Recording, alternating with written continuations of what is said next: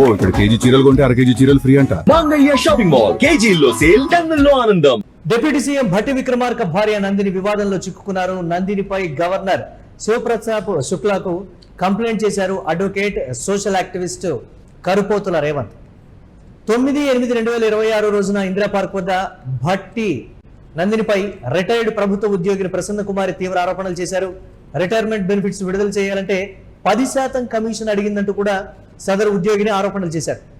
40 లక్షలకు 4 లక్షలు ఇవ్వాలని కూడా నందిని కోరినట్లు ప్రసన్న కుమార్ వెల్లడించారు. ఈ ఆరోపణలపై సమగ్రంగా, పారదర్శకంగా, కాలపరిమితితో కూడిన విచారణ జరపాలని గవర్నర్ కు లేఖనందించారు. 6 నుంచి 10% వరకు కమిషన్ తీసుకుంటున్నారని కూడా ఆరోపణలు అయితే ఉన్నాయి. సోషల్ మీడియాలో ఈ ఫిర్యాదు లేఖ వైరల్ గా మారినటువంటి పరిస్థితి. ఆరోపణలపై అధికార పార్టీ నేతలు మండిపడుతున్నారు. మంత్రులను ఎదుర్కోలేక కుటుంబ సభ్యులను లాగుతున్నారని కూడా మండిపడుతున్నారు. ఇవన్నీ నిరాధారమైన ఆరోపణలని అధికార పార్టీ నేతలు వెల్లడిస్తున్నారు. ఇప్పటికే బీజేపీ, బీఆర్ఎస్ నేతలు కూడా ఈ అంశం మీద విమర్శల దాడినైతే చేస్తున్నటువంటి పరిస్థితి. ఈ స్థాయిలో కాంగ్రెస్ పార్టీ నేతలు, వారి కుటుంబ సభ్యులు కమిషన్లు దండుకుంటున్నారు అనేటువంటి మాట. ప్రతి బిల్లు అంశానికి సంబంధించి కూడా కమిషన్లు ఇస్తేనే ఆ బిల్లులు విడుదలవుతున్నాయనేటువంటి రకరకాలైన విమర్శలు కూడా చోటు చేసుకున్నాయి. కానీ భట్టికి ఇది ఒక తలనొప్పిగా మారిందని చెప్పాలి. దీనిపై మరిన్ని అప్డేట్స్ మా కరెస్పాండెంట్ సత్య అందిస్తారు. సత్య, భట్టి నందినిపై వస్తున్నటువంటి ఆరోపణలు, బహిరంగంగా మీడియా ముందు చేసినటువంటి కామెంట్స్ కావచ్చు, అవి ఆరోపణలే కానీ, నిరాధార ఆరోపణలే కానీ అవి వాస్తవాలు కావని కాంగ్రెస్ పార్టీ చెప్తున్నప్పటికీ కూడా గాంధీ భవన్ కావచ్చు, లేకపోతే నిజంగా భట్టి కుటుంబంలో ఇది ఒక సంచలనమైనటువంటి అంశంగానే చూడాలి. ఏంటి ఈ ఆరోపణల వెనుక? గతంలో కూడా సోషల్ మీడియాలో కావచ్చు, సామాన్య ప్రజానీకం, పార్టీలో కావచ్చు, లేకపోతే ఇతర పార్టీ నేతల నుంచి ఆరోపణలు రావడం, బహిరంగంగా కామన్ మ్యాన్ చేస్తున్నటువంటి విమర్శలు ఏంటి, ఎలా చూడాలంటారు ఈ పరిణామం? మురళి, ప్రధానంగా మొన్న జరిగినటువంటి ఏదైతే ప్రభుత్వ రిటైర్డ్ ఉద్యోగులకు సంబంధించి ఇందిరా పార్క్ లో ఒక ధర్నా జరిగింది. అక్కడ ఈ ప్రసన్న కుమారి అనే ఆమె ప్రభుత్వం నుంచి చాలా ఫండ్స్ వచ్చేది ఉన్నాయి. ఈ రిటైర్మెంట్ కి సంబంధించినటువంటి ప్రభుత్వ ఉద్యోగులు చాలా మందికి కూడా దాదాపు లక్షల్లో ఈ బెనిఫిట్స్ రావాల్సి ఉంది. మాకు వచ్చేటువంటి డబ్బులకు మమ్మల్ని కమిషన్లు అడుగుతున్నారంటూ కూడా ఆమె ఆరోపణలు చేశారు. దీనికి సంబంధించి నాకు ఒక 40 లక్షల రూపాయలు ఈ బెనిఫిట్స్ రావాల్సి ఉంది, దానికి సంబంధించి 10% అడుగుతున్నారు. నేరుగా భట్టి విక్రమార్క మరి సతీమణి సంబంధించినటువంటి వ్యవహారాన్ని కూడా ఆమె వెల్లడించారు.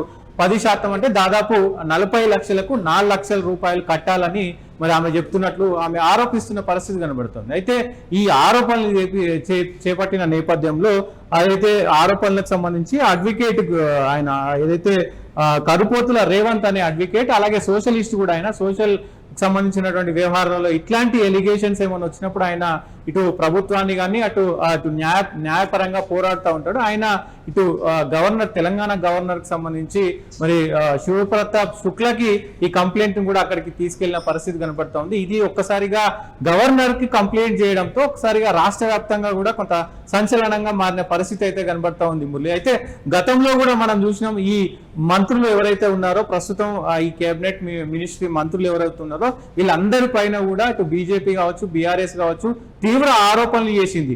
భట్టి కావచ్చు, పొంగులేటి కావచ్చు, ఇతరత్ర మంత్రులు అందరూ కూడా ఒక 10 నుంచి 20% కమిషన్లు తీసుకుంటున్నారు అనేది కూడా బీజేపీ అలాగే బీఆర్ఎస్ రెండు పార్టీలు కూడా విమర్శలు చేశాయి.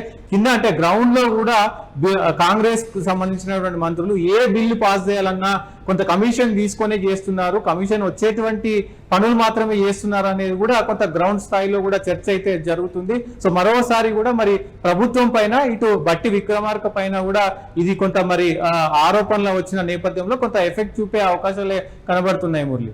పార్టీకి కూడా డ్యామేజ్, అలాగే భట్టి విక్రమార్కకి సంబంధించి కూడా ఒకంత మచ్చలాగా మిగిలిపోతుంది అనేటువంటి మాట. ప్రతిపక్షాలకి అవకాశం ఇచ్చారు అనేటువంటి పరిస్థితి. ఈ అంశానికి సంబంధించి కాంగ్రెస్ నేతలు డిఫెండ్ చేస్తున్నప్పటికీ కూడా ఎంతో కొంత ఈ అంశానికి సంబంధించి ఒక అంటే హైకమాండ్కి, పార్టీ హైకమాండ్కి ఢిల్లీ స్థాయిలో కూడా ఒక కంప్లైంట్ రూపంలో వెళ్ళబోతోంది అనేటువంటి ఒక ఇన్ఫర్మేషన్. దాన్ని ఎలా చూడాలంటారు సత్యమా?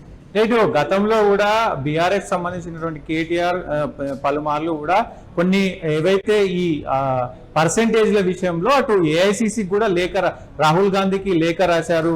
గతంలో ఏఐసిసికి కూడా లేఖ రాశారు. కానీ ఇప్పుడు ప్రస్తుతం ఇది నేరుగా మరి గవర్నర్ కు ఈ కంప్లైంట్ అంటే ఏదైతే ఈ నివేదిక ఇవ్వడంతో గవర్నర్ కి దగ్గరికి కంప్లైంట్ వెళ్ళడంతో మరి దీన్ని గవర్నర్ ఏ విధంగా తీసుకుంటారు, దాంతో పాటు ప్రస్తుతం ఇక్కడ ఉన్నటువంటి సిచ్యువేషన్ లో మరి ఈ మొత్తం వ్యవహారానికి సంబంధించి ఇప్పటికే చాలా విమర్శలు వస్తున్న పరిస్థితి కనబడుతుంది. అటు పార్టీకి సంబంధించి పార్టీ డ్యామేజ్ అవుతుంది, దాంతో పాటు అటు కాంగ్రెస్ పార్టీ మాత్రం మంత్రులు కానీ ముఖ్యమంత్రి రేవంత్ రెడ్డి కానీ బీఆర్ఎస్ అలాగే బీజేపీ ఇద్దరు కూడా మా పైన ఎలాంటి ఆరోపణలు చేసినా ప్రజలు నమ్ముతలేరు కాబట్టి, సో ఇలాంటి ఆరోపణలు చేస్తే ఖచ్చితంగా ప్రజలు నమ్ముతారు కాబట్టి అలాంటి ఆరోపణలు చేసే విధంగా బీఆర్ఎస్ అలాగే బీజేపీ ప్రయత్నిస్తుంది. ఇవన్నీ కూడా నిరారోధితమైనటువంటి ఆరోపణలే. నిజంగా దాంట్లో నిజాలు ఉంటే మరి మీరు కోర్టులకు వెళ్ళి మరి న్యాయపరంగా ఏదైనా ఒక స్కామ్ ను బయట పెట్టారా, ఒక స్కామ్ అయినా నిజమైన రుజువైందా అంటూ కూడా మరి అటు ప్రభుత్వానికి సంబంధించిన వాళ్ళందరూ కూడా ఎద్దేవా చేస్తున్న పరిస్థితి కనబడతా ఉంది.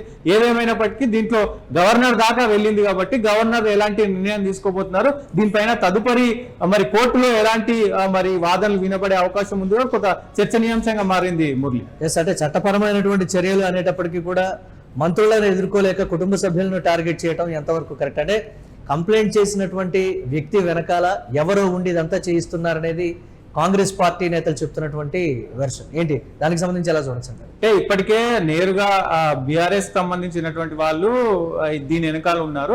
ఖచ్చితంగా బీఆర్ఎస్ వాళ్ళే ఇదంతా చేపిస్తున్నారు. సో మా మీద అంటే మేము చేస్తున్నటువంటి పనులు కావచ్చు, మా మీద మరి ఎదగలేక ఏదో ఒక బురద జల్లాలి కాబట్టి ఇట్లాంటివి కావాలని చేస్తున్నారు అనేది కూడా ఇటు బట్టికి సంబంధించినటువంటి వాళ్ళు ఆరోపణలు అయితే చేస్తా ఉన్నారు. సో నిజాలు ఏంటి అనేది కూడా చూడాల్సిన అవసరం ఉంది. ఎందుకంటే ఇక్కడ ప్రభుత్వానికి సంబంధించిన ఉద్యోగులు వాళ్ళందరూ కూడా మరి ఆమె ప్రసన్న కుమారి అనే ఆమె మరి నేరుగా మీడియాలోనే చెప్పింది కాబట్టి ఖచ్చితంగా దీనిపైన మరి గవర్నర్ ఎలాంటి నిర్ణయాలు తీసుకునే అవకాశం ఉంది అనేది కూడా చూడాల్సిన అవసరం ఉంది. సో మరి మొత్తానికి ఈ పర్సెంటేజ్ వ్యవహారం అంతా గతంలో రాష్ట్ర వ్యాప్తంగా గతంలో కూడా కొంత గందరగోళాన్ని సృష్టించినటువంటి ఈ పర్సెంటేజ్ ఇష్యూ అనేది ఇప్పుడు మరొకసారి తెర మీదకి వచ్చింది కాబట్టి సో మరి ఇది ఏ వైపుకి వెళ్తుంది, ఇటు న్యాయస్థానాలు కానీ ఇటు గవర్నర్ కానీ ఎలాంటి చర్యలు తీసుకుంటారు, దాంతో పాటు కాంగ్రెస్ దీనిపైన ఎట్లా వ్యవహరిస్తుంది, అటు మరి బీఆర్ఎస్ దీనిపైన ఏమైనా ముందుకెళ్తుందా, మరి లేదంటే ఇటు న్యాయ వ్యవస్థ కానీ లేదంటే ఆ ప్రసన్న కుమారి కానీ దీనిపైన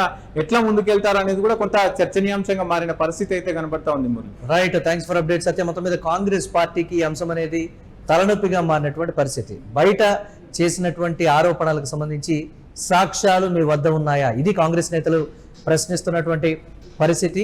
మంత్రులను ఎదుర్కోలేక కుటుంబ సభ్యులను టార్గెట్ చేయటం ఎంతవరకు కరెక్ట్? రాజకీయంగా మీరు ఎదుర్కోవాలి తప్ప కుటుంబాల పరంగా కావచ్చు లేకపోతే ఇతరత్ర వ్యక్తిగత విషయాలకు సంబంధించి మీరు టార్గెట్ చేయడం కరెక్ట్ కాదనేటువంటి భావన అయితే చెప్తూ ఉన్నారు. ఇక ఏలేటి మహేశ్వర్ రెడ్డి బీజేపీ నేత, ఆయన ఏం మాట్లాడారో ఒకసారి చూద్దాం. మరి డిప్యూటీ సీఎం బయట తీసుకుంటున్నట్టుగా మనము మరి టీవీలో పేపర్లో చూస్తా ఉన్నాం. ఎవరు కంప్లైంట్ కూడా చేశారు. మరి దాని మీద అది చాలా బాధాకరం. మరి కుటుంబం పేర్లు తీసుకోవడం అనేది బాధాకరం. ఏదేమైనా కూడా దీనికి బట్టి విక్రమార్క గారే సమాధానం చెప్పాలని కోరుతా ఉన్నాం. మరి డిప్యూటీ సీఎం వైఫ్ తీసుకుంటున్నట్టుగా మనము మరి టీవీలో పేపర్లో చూస్తా ఉన్నాం. ఎవరు కంప్లైంట్ కూడా చేశారు. మరి దాని మీద అది చాలా బాధాకరం. మరి కుటుంబం పేర్లు తీసుకోవడం అనేది బాధాకరం. ఏదేమైనా కూడా దీనికి బట్టి విక్రమార్క గారే సమాధానం చెప్పాలని కోరుతా ఉన్నాం.